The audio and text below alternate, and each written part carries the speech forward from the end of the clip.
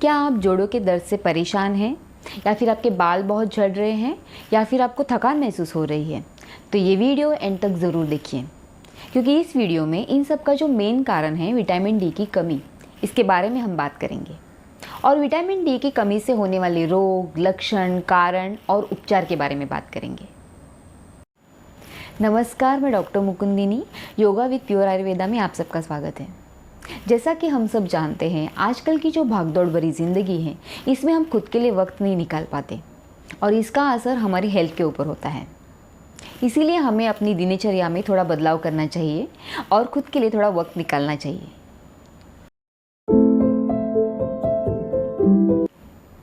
इसके कई सारे फ़ायदे हैं, जैसे कि हड्डियाँ, दांत और मांसपेशियों को मजबूत बनाता है और उन्हें स्वस्थ रखता है। विटामिन डी शरीर के कैल्शियम और फॉस्फेट को डाइजेस्ट करने में मदद करता है, जिससे हमारी हड्डियाँ, दांत और मांसपेशियाँ मजबूत बनती हैं। विटामिन डी के दो प्रकार होते हैं, विटामिन डी2 और विटामिन डी3। विटामिन डी2 यानी एग्रोकैल्सिफेरॉल और विटामिन डी3 यानी कॉलेकैल्सिफेरॉल।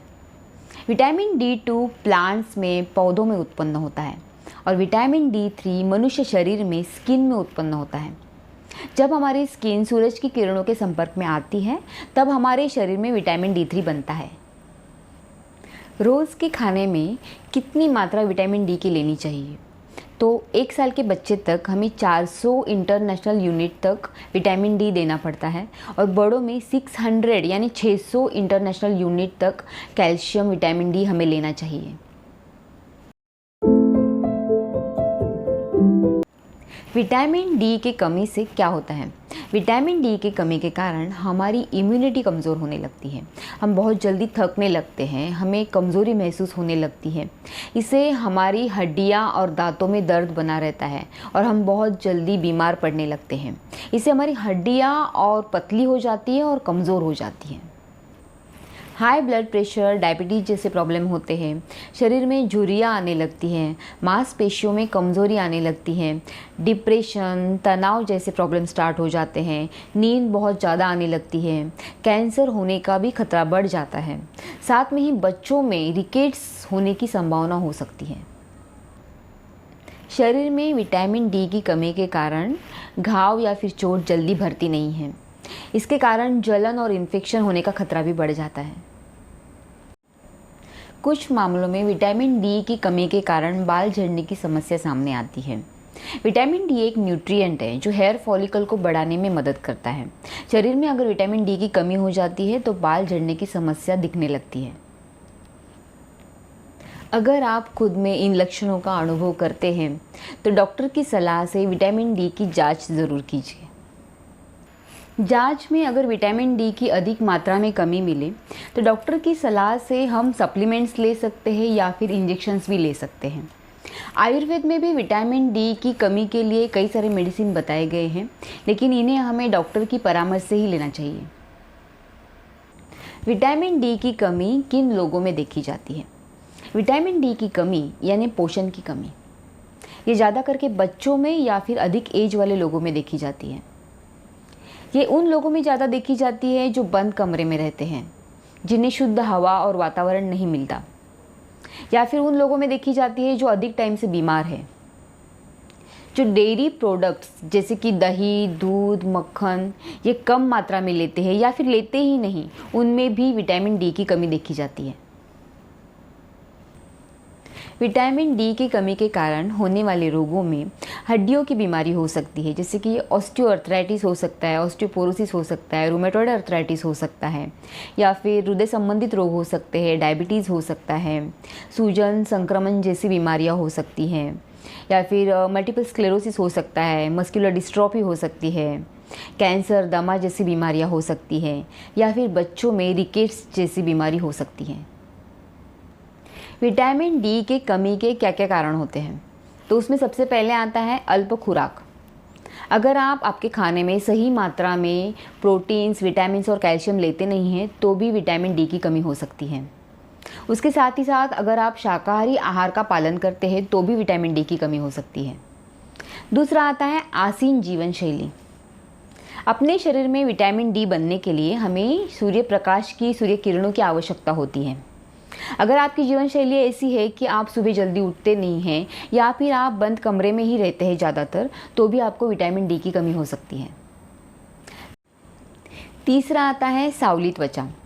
अपनी त्वचा में जो मेलानिन होता है वो अपनी सूर्य प्रकाश की किरणों से जो विटामिन D3 बनने की क्षमता है उसे कम कर देता है। इसके कारण भी विटामिन D3 की कमी हो सकती है।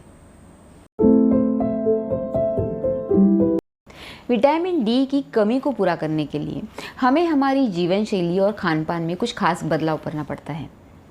तो हमें खान पान में क्या क्या खाना चाहिए? तो सबसे पहले आता है अंडा। क्योंकि अंडे में विटामिन डी भरपूर मात्रा में होता है, तो हमें रोज़ाना अंडा खाना चाहिए। दूसरा आता है दूध। दूध में विटामिन डी के साथ साथ ही कैल्शियम भी होता है, इसके लिए दूध पीना चाहिए। तीसरा आता है दही। दही हमें रोज़ाना खाना चाहिए, क्योंकि दही में कैल्शियम और विटामिन डी के साथ साथ ही दही हमारे डाइजेशन को भी सुधारता है। चौथा आता है मशरूम। कुछ लोगों को मशरूम बिल्कुल पसंद नहीं होता, लेकिन मशरूम हमारे शरीर के लिए बहुत फ़ायदेमंद होता है।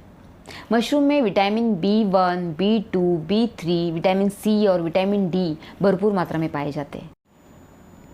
जो लोग नॉन वेजिटेरियन हैं उनके लिए अगर वो मछली या फिर मीट अधिक मात्रा में खाते हैं तो भी विटामिन डी की कमी पूरी हो सकती है। दूसरा आता है संतरा। संतरा में विटामिन सी होता है, ऐसे काफ़ी लोग मानते हैं, लेकिन इसमें विटामिन डी भी होता है। इसके लिए हमें विटामिन डी की कमी के लिए संतरा भी खाना चाहिए। फिर आता है साबुत अनाज। अगर आप रात में मूंग या फिर चना इसको भिगो के रखेंगे और सुबह में खाएंगे तो भी विटामिन डी की कमी पूरी हो सकती है। फिर आता है ओट्स। ओट्स में विटामिन डी तो होता ही है, साथ में ही ये आपके डाइजेशन को भी सुधारता है, आपका पेट हमेशा साफ रखता है। इसमें बहुत मात्रा में फाइबर होते हैं, इसके लिए हमें ओट्स भी लेना चाहिए। लास्ट आता है धूप लेना। विटामिन डी का सबसे बड़ा स्रोत है सूरज की रोशनी। इसके लिए विटामिन डी को सनशाइन विटामिन बी बोला जाता है। अगर आप रोज़ाना आधे घंटे तक मॉर्निंग में, सुबह के टाइम में धूप लेंगे तो भी आपकी विटामिन की कमी पूरी हो सकती है। अच्छी डाइट लेके, धूप लेके भी लोग शिकायत करते हैं कि विटामिन डी की कमी पूरी होती नहीं है। आपने कभी सोचा है कि ऐसे क्यों होता है? क्योंकि हम आपको बताएं, अगर आप हमेशा धूप लेते हैं तो ज़रूरी नहीं है कि आपकी विटामिन डी की कमी पूरी हो जाए, क्योंकि ये डिपेंड करता है आपकी स्किन के ऊपर। अगर आपकी स्किन हेल्दी है और वो अच्छे तरह से धूप ऑब्जर्व कर सकती है तो आपको विटामिन डी अच्छी तरह से मिलेगा। और आपकी स्किन अगर अनहेल्दी है तो वो धूप को अच्छे से ऑब्जर्व नहीं कर पाएगा, इससे विटामिन डी की कमी पूरी नहीं हो पाएगी। इसके लिए स्किन का हेल्दी होना बहुत ज़रूरी है। हेल्दी स्किन के लिए आयुर्वेद में बताया गया है अभ्यंग। अभ्यंग यानी तेल की मालिश। अगर आप तेल की मालिश करके धूप में बैठते हैं तो आपकी स्किन अधिक मात्रा में धूप को शोषित करेगी, ऑब्जॉर्ब करेगी और विटामिन डी आपको अधिक मात्रा में मिलेगा। इसका कारण ये है, मालिश करने के कारण स्किन के टॉक्सिन्स निकल जाते हैं, पोर्स खुल जाते हैं, स्किन सॉफ्ट हो जाती है।